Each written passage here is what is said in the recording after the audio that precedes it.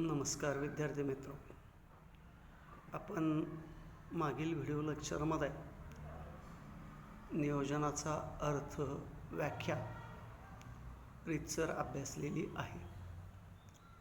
या दोन लेखकांच्या व्याख्यांचा तुलनात्मक अभ्यास केल्यानंतर आपल्याला असं निदर्शनाला आलं, नियोजन हे व्यवसाय संघटनेच्या उद्दिष्टांच्या प्राप्तीसाठी अतिशय महत्त्वाचं कार्य असल्याकारणाने व्यवस्थापनाच्या कार्यामध्ये नियोजनाला फार महत्त्वाचे स्थान प्राप्त झालेले दिसून येते. नियोजन योग्य पद्धतीचे असेल तर व्यवसाय संघटनेला भविष्यकाळात जे काय अनिश्चित धोके किंवा तोटे संभवतात त्यांचं प्रमाण कमी करण्यास मदत होत असलेले आपल्याला दिसून येते. व्यवसायाची उद्दिष्ट साध्य करत असताना भविष्यकालीन जी काय व्यवसाय संघटनेसमोर भविष्यकालीन जी काही संकटे येणार आहेत त्या संकटांची तीव्रता कमी करण्याच्या दृष्टिकोनातून नियोजन हे एक व्यवस्थापनाचं महत्त्वाचं कार्य भूमिका बजावत असलेलं आपल्याला दिसून येतं. व्यवसाय म्हटलं की भविष्यकाळामध्ये व्यवसायामध्ये अनेक प्रकारचे धोके निर्माण होत असतात. व्यावसायिकाला या धोक्यांना सामोरं जावंच लागतं, पण काही धोक्यांच्यामुळं फार मोठं आर्थिक नुकसान होण्याची शक्यता असते आणि असे धोके जर कमी करायचे असतील तर योग्य नियोजन असणं फार गरजेचं आहे. म्हणून व्यवस्थापन कार्यामध्ये नियोजनाला फार महत्त्वाचं स्थान प्राप्त झालेलं दिसून येतं. हे नियोजनाचे महत्त्व आपण खालील मुद्द्याच्या आधारे स्पष्ट करू शकतो. पहिला मुद्दा आहे पहा नियोजनाचं महत्त्व स्पष्ट करणारा, तो म्हणजे स्पष्ट उद्दिष्टे निर्धारित करण्यास मदत करते. व्यवसाय संघटनेसमोर अनेक उद्दिष्टे असतात. त्यातील प्रमुख उद्दिष्ट कोणतं हे ओळखायचं असेल तर त्यासाठी योग्य पद्धतीचं नियोजन असणं फार गरजेचं आहे. एकदा का आपलं उद्दिष्ट निश्चित झालं तर ते साध्य करण्यासाठी आवश्यक असलेल्या योजना तयार करण्यासाठी नियोजन मदत करत असलेले आपल्याला दिसून येते. म्हणून व्यवसाय संघटनेच्या ध्येयांची किंवा उद्दिष्टांची निश्चिती करणे, ती साध्य करण्यासाठी योग्य तो मार्ग किंवा दिशा निश्चित करणे ही कार्ये नियोजनामुळे होत असल्याकारणाने व्यवस्थापनाच्या कार्यामध्ये नियोजनाला महत्त्वाचे स्थान प्राप्त झालेले दिसून येते. दुसरा मुद्दा आहे नियोजनाचं महत्त्व स्पष्ट करणारा, दिशा दर्शवते. नियोजनामुळे आपली उद्दिष्टे कोणती आहेत हे निश्चित झालेले असतात आणि ही उद्दिष्टे मग साध्य करण्यासाठी व्यवस्थापकाला कोणकोणत्या मार्गाचा अवलंब करता येतो किंवा कोणकोणते मार्ग अवलंबता येतील हे निश्चित करणं शक्य होतं. योग्य पद्धतीचं नियोजन असेल तर व्यवसाय संघटनेची उद्दिष्टे सुस्पष्ट होतात. व्यवस्थापकाला आपणाला काय करायचं आहे हे नियोजनामुळं ज्ञात होतं आणि आपणाला काय केल्यानंतर काय साध्य होईल हे सुद्धा नियोजनामुळं सुस्पष्ट झालेलं दिसून येतं. मग एखादी गोष्ट साध्य करायची असेल तर ती साध्य करण्यासाठी सर्वात योग्य मार्ग कोणता हे नियोजनामुळं आपणाला साध्य झालेलं दिसून येतं किंवा नियोजनामुळंच व्यवसायाचं उद्दिष्ट साध्य करण्यासाठी योग्य ती दिशा प्राप्त झालेली दिसून येते. म्हणून नियोजनाला व्यवस्थापनाच्या कार्यामध्ये महत्त्वाचे स्थान प्राप्त झालेले आहे.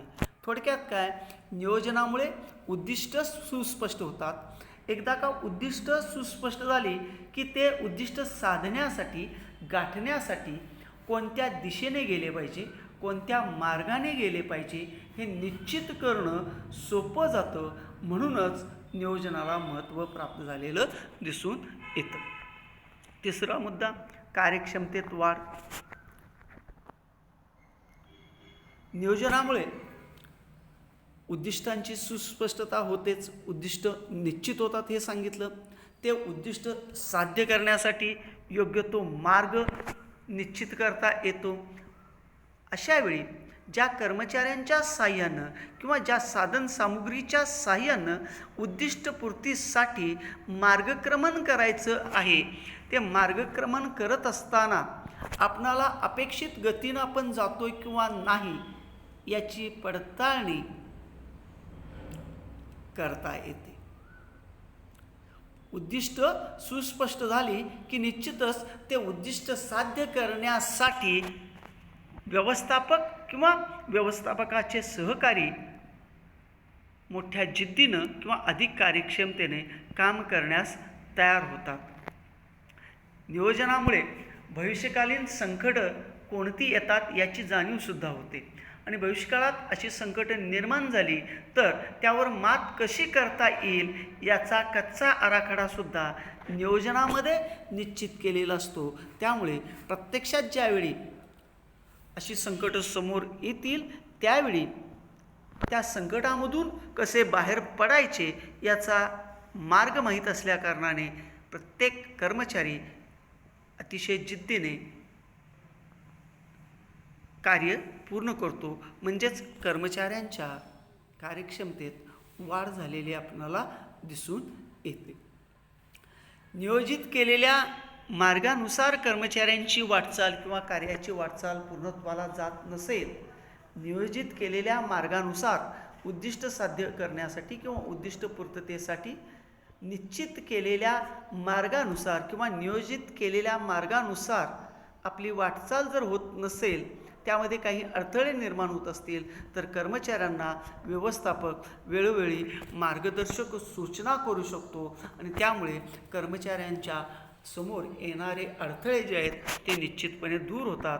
परिणामी कर्मचाऱ्यांच्या कार्यक्षमतेत वाढ झालेली आपल्याला दिसून येते.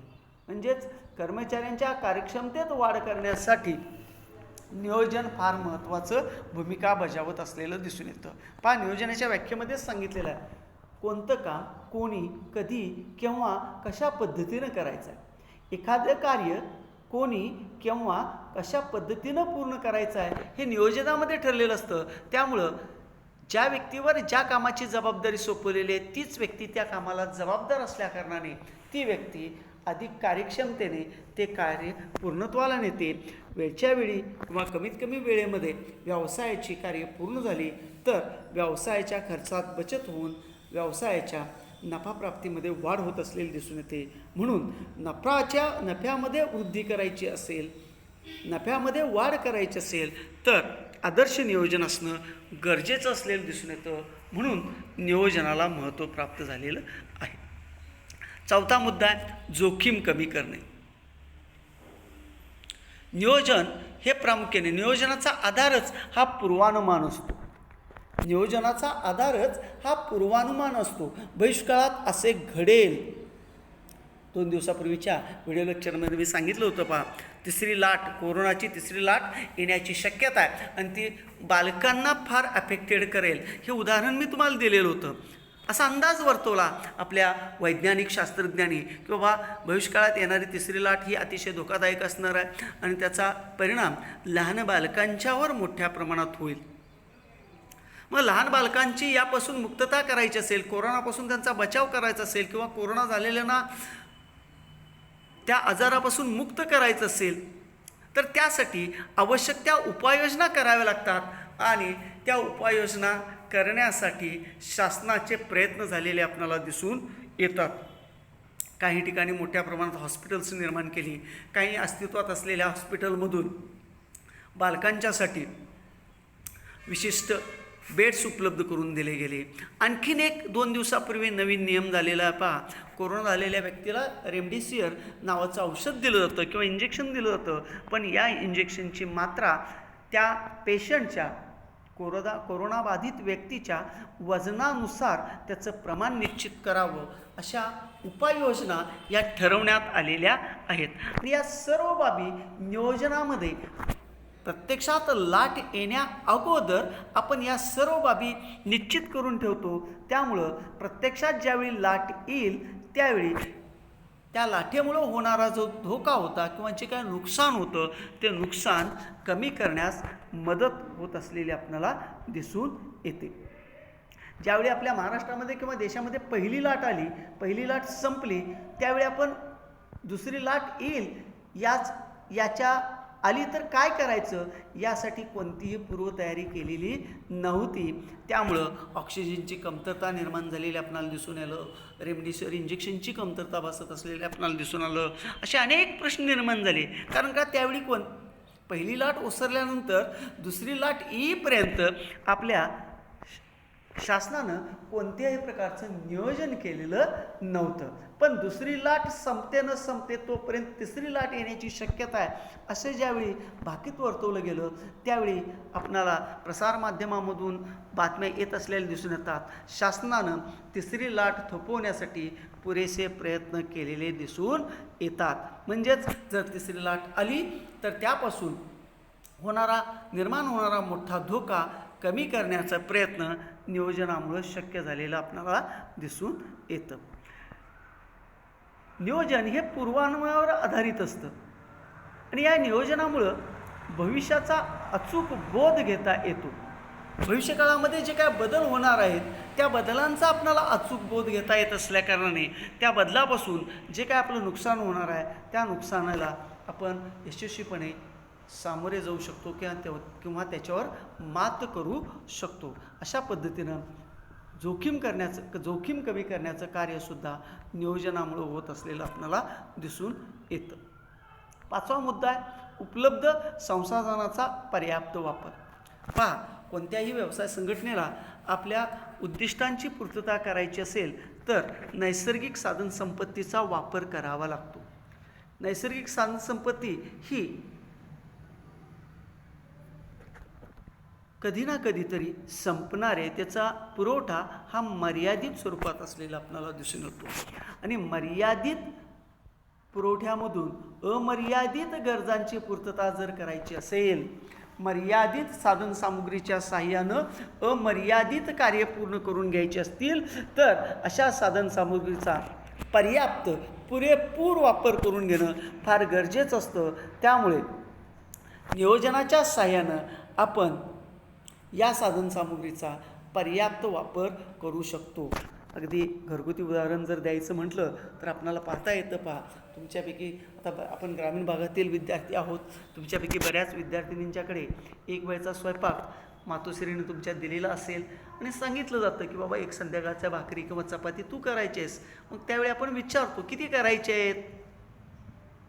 आपल्या घरामध्ये एक 5 किलो गहू दळून आणून ठेवले असतील तर 5च्या 5 किलो गहू जे पीठ आहे गव्हाचं त्याचे पूर्ण कणिक करू का आपण? नाही. आपल्या घरामध्ये 4 माणसं आहेत, सरासरी 2 चपात्या धरल्या तर 8 चपात्या लागतील. 8 चपात्यांना किती पीठ लागेल याचा अंदाज आपण बांधतो. आपण नियोजन केलं की 8 किंवा 10 चपात्याच करायच्या आहेत. त्यानुसार आपण आवश्यक ते प्रमाणात पीठ घेऊ शकतो, आवश्यक त्या प्रमाणात त्यामध्ये पाणी मिसळू शकतो आणि पुरेशी कणिक मर्दून ठेवू शकतो. अशा पद्धतीनं मर्यादित साधनसामुग्रीच्या साहाय्यानं अमर्यादित गरजांची पूर्तता करायची असेल तर त्यासाठी नियोजन अतिशय महत्त्वाचं असलेलं आपल्याला दिसून येतं. अगदी याच्यापेक्षा जवळचं जिव्हाळ्याचं उदाहरण देतो. मर्यादित उत्पन्न असलेल्या गटांच्या कुटुंबामधील सांगतो. मर्यादित उत्पन्न असलेल्या कुटुंबामध्ये जर एखादी मुलगी जन्माला आली असेल तर त्या मुलगीच्या भविष्यकालीन शिक्षणाच्या तरतुदीसाठी किंवा लग्नाविषयक तरतुदीसाठी मर्यादित उत्पन्नामधून तिचा पालकवर्ग थोडी बचत बाजूला करून ठेवून ज्यावेळी ती उपवर होईल किंवा ज्यावेळी तिला शिक्षणाचा मोठा खर्च निर्माण होईल त्यावेळी ती रक्कम त्यांना उपलब्ध करून देत असलेला आपल्याला दिसून येतो. म्हणजेच मर्यादित उत्पन्नाच्या मधून सुद्धा अमर्यादित किंवा मोठ्या प्रमाणात निर्माण होणारा खर्च कसा भागवायचा याचं मार्गदर्शन आपणाला नियोजनाच्या माध्यमातून मिळत असतं. हे आपलं कौटुंबिक झालं. मग व्यवसाय संघटनेमध्ये काय तर व्यवसायाला आपली उद्दिष्ट साध्य करायची जर असतील तर नैसर्गिक साधनसंपत्तीचा वापर केल्याशिवाय व्यवसायाला आपली उद्दिष्ट साध्य करता येत नाहीत. ही नैसर्गिक साधनसंपत्ती मर्यादित आहे आणि मर्यादित नैसर्गिक साधनसंपत्तीच्या साहाय्याने अमर्यादित कार्य पूर्णत्वाला जर न्यायचे असतील तर त्या साधनसामुग्रीचा पुरेपूर वापर करणं फार गरजेचं आहे आणि त्या अशा साधनसामुग्रीचा पुरेपूर किंवा पर्याप्त वापर कसा करावायचा याचं मार्गदर्शन नियोजनामुळं होत असतं. म्हणून नियोजनाला महत्त्वाचं स्थान प्राप्त झालेलं दिसून येतं. 6वा मुद्दा आहे आणि आजच्या व्हिडिओ लेक्चरमधला आपण शेवटचा मुद्दा पाहूया. निर्णय घेण्यास मदत करते. एखादी समस्या सोडवायची असेल तर ती समस्या सोडवण्यासाठी व्यवस्थापनासमोर अनेक पर्याय उपलब्ध असतात. एखाद्या समस्येच्या निराकरणासाठी व्यवस्थापनासमोर अनेक प्रकारचे पर्याय उपलब्ध असतात. त्या पर्यायामधून कोणता पर्याय योग्य आहे हे ठरवण्याचं कार्य, हे निश्चित करण्याचं कार्य किंवा हे निश्चित करण्यास आवश्यक ती मदत आपणाला नियोजनाच्या माध्यमामधून मिळत असलेले आपणाला दिसून येते. अगदी गमतीशीर उदाहरण द्यायचं तसं बघायला तर तुमच्यासमोर हे उदाहरण देता कामा नये. प्रत्येक विद्यार्थ्याची कल्पना असते की बाबा 10वी किंवा 12वीच्या परीक्षेमध्ये आपल्याला जास्तीत जास्त मार्क मिळाले पाहिजेत, जास्तीत जास्त टक्केवारीवरून पाडून आपण पास झालो पाहिजे, आपणाला परीक्षेमध्ये जास्तीत जास्त टक्केवारी मिळाली पाहिजे. यासाठी तुम्ही मोठ्या प्रमाणात अभ्यास करत असता. पण काही विद्यार्थी असतात अभ्यास करूनसुद्धा त्यांच्या स्मरणात त्या बाबी लक्षात राहत नाहीत. म्हणून त्याने ते काही गैरमार्ग परीक्षेच्या वेळीसुद्धा करत असलेले आपणाला दिसून येतात. मग असे गैरमार्ग केले केव्हा गैरमार्ग वापरले जातात? ज्यावेळी त्यांनी योग्य पद्धतीचं अभ्यासाचं नियोजन केलं नसेल तरच त्यांच्या हातून परीक्षेमध्ये गैरमार्ग अवलंबल्याचं दिसून येतं. जर त्यांनी परीक्षेसाठी अभ्यासाचं योग्य पद्धतीचं नियोजन केलं असतं तर निश्चितच त्यांच्या हातून गैरमार्ग वापरला गेला नसता आणि पर्यायाने त्यांना परीक्षेमध्ये यश चांगलं मिळालं असतं. मग परीक्षेमध्ये यश प्राप्त करायचं असेल तर 2 मार्ग आहेत. जास्तीत जास्त अभ्यास करून यश संपादन करायचं का अभ्यास न करता गैरमार्गाचा अवलंब करून यश संपादन करायचं. ह्या 2 मार्ग झाले. या दोन्हीपैकी कोणता मार्ग योग्य ते नियोजनाच्या आधारे आपणाला कळतं. एखादी भविष्यकालीन व्यवसायाच्या समोर भविष्यकाळामध्ये एखादी समस्या निर्माण झाली तर त्या निर्माण झालेल्या समस्येच्या सोडवणुकीसाठी जितके म्हणून असंख्य मार्ग असतील त्या सर्व मार्गांचा आपणाला पुरेपूर विचार करावा लागतो आणि हा विचार केल्यानंतर सर्वात योग्य अचूक पर्याय निवडण्यासाठी आवश्यक ती मदत प्रामुख्याने नियोजनामुळेच होते. म्हणून नियोजनाला महत्त्व प्राप्त झालेलं दिसून येतं. अशा पद्धतीनं नियोजन हे व्यवसाय संघटनेच्या उद्दिष्टपूर्तीसाठी मदत करत असलेलं दिसून येतं. या ठिकाणी विद्यार्थी मित्र आपण थांबणार आहोत. उद्याच्या व्हिडिओ लेक्चरमध्ये राहिलेला भाग आपण पाहूया. धन्यवाद.